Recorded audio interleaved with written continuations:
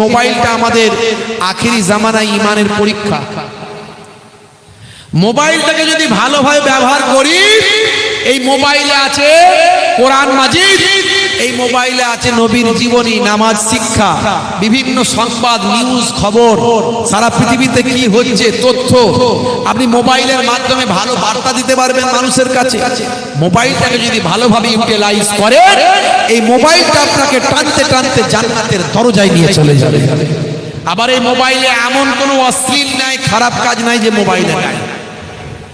আপনার মোবাইলটা আপনি এত খারাপ খারাপ ছবি ভিডিও ডাউনলোড করে রেখে দিয়েছেন, আপনি একবারও ভাবছেন না আপনি মারা যাওয়ার পরে মোবাইলটা আপনার বাপ দেখবে, আপনার মা দেখবে, আপনার ভাই দেখবে, আপনার পরিজন দেখবে, আপনার সম্মানটা কোথায় যাবে? যত খারাপ কিছু আছে আজই মোবাইল থেকে ডিলিট করবে, আর মোবাইলটা ভালো কাজে ব্যবহার করবে।